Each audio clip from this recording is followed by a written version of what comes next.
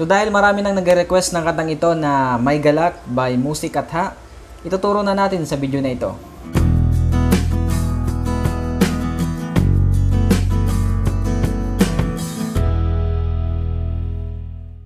Pero bago ang lahat, syempre may nagpa-shoutout sa atin. Shoutout kay Josue or Josue Amascual Calda at sa buong Calda family. Shoutout kay April Rose Belledo. Shoutout kay Net Manuel at kay Herald John Rusil. Shoutout sa inyong lahat mga katupa. Maraming salamat sa inyong panonood. God bless sa buhay ninyo. Ayan mga katupa, magsimula na tayo. So yung key na gagamitin natin sa kantang ito ay key of D. Tingin ko, nung pinakinggan ko yung music, nasa key of D yung ginamit nila. Kaya ang ituturo ko sa inyo, key of D, dahil abot naman ng ating boses. So ano-ano nga ba yung mga chords na gagamitin natin sa kantang ito? Meron tayong D, which is the main key. Gagamit din tayo ng A major, F sharp minor, G, E minor, then last one, D7. Yan. So, lahat ng yan, yun yung mga chords na gagamitin natin sa buong kanta. So, ano naman yung ating strumming pattern? Down, down, up, up, down. Yan.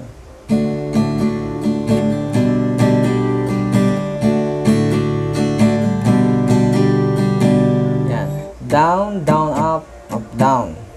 Then the chords for the intro, D, G, dalawang beses yan na DG, D, G, D, G, and then pagpapasok na tayo ng verse before pumasok, pupunta muna tayo ng A.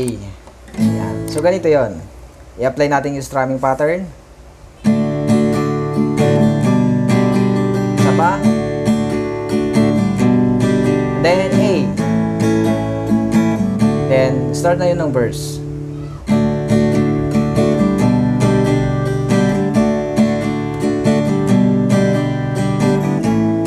May galak, may saya, may tuwa sa piling ng Diyos. Yan, stop muna tayo. Pagdating ng verse, punta ng D, may galak, may saya, G. May galak, may saya, may tuwa. Sa may tuwa ay F sharp minor. Tuwa sa piling ng Diyos. Diyos ay G. Then, ulit lang din. Then, sapagkat hirap ng puso. Ayan, pagdating na dyan sa may puso ay naglalaho, punta ng E minor. So, ay naglalaho. Sa may ho ay A. Sapagkat hirap ng puso ay naglalaho. May awit, ganun din, same pattern. May awit, may sayaw, may papuri para sa Diyos na hapit ng pusong pinagpala niyang lubos. Kung mapansin niyo, same pattern lang yung verse 1 and then verse 2. Ulitin niyo kung anong ginawa sa verse 1, syempre ganun din yung gagawin sa verse 2. So dun sa part na pinagpala niyang lubos, so ulit natin. Pala niyang lubos. Magkakaroon dyan ng break or dalawang bagsak. Ayan. Pala niyang lubos. Dog niya. Tapos chorus. Ayan. Sa may chorus naman, pupunta ng G.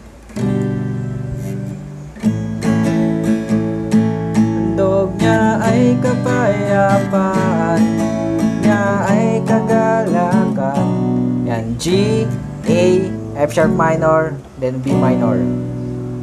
Natin. Dog niya ay kapayapaan, dog niya ay kagalakan, dog niya ay, yan, A minor, ay kalakasan, A, then pusong napapagal. Yan. So dyan, dahan-dahan natin kasi may running chords dyan. Pagkadating ng D, punta agad ng D7. So, ganito yun. Handog niya ay kapayapaan, handog niya ay kagalakan, handog niya ay kalakasan, sa bawat pusong napapagal. Sa may gal, saka na pupunta ng D7. Gal, kaya't ang continue yung strumming dyan. Then, balik lang ulit sa G. Awit ng papuri, awit ng pasasalamat, at ang awit ng pagsamba. Yan, may break din para lang sa kanya. Then D. Ulit natin sa chorus, sabayan niyo ako. Dog niya ay kapayapaan, dog niya ay kagalakan, dog niya ay kalakasan, bawat pusong napapagal. Kaya't ang awit ng papuri, awit ng pasasalamat, at ang awit ng pagsamba. Tat-tat para lang sa kanya. Then continue dyan. D, G. Kung gusto nyo isa pa, D, yung intro kanina, G, then A. Then ulitin nyo na lang yung verse kung gusto nyo pa, then chorus.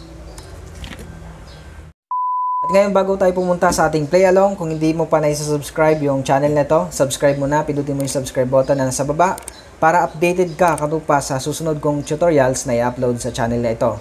At bilang pasasalamat mo na rin sa mga ginagawa kong tutorials, pakisubscribe na lamang yung channel na ito at pakilike yung video na ito.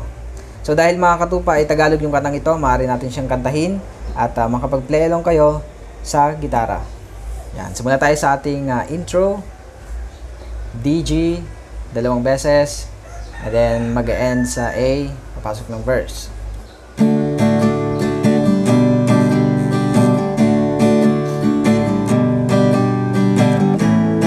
May galak, may saya, may tuwa sa piling ng Diyos, sapagkat hirap ng puso ay naglalaho.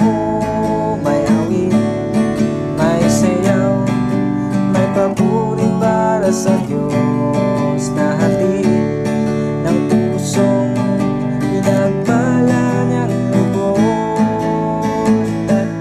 Dog niya ay kapayapaan, dog niya ay kagalakan, dog niya ay kalakasan, bawat pusong napapagal. Kaya't ang awit ng papuri, awit ng pasasalamat, at ang awit ng pagsamba, para lang sa kanya.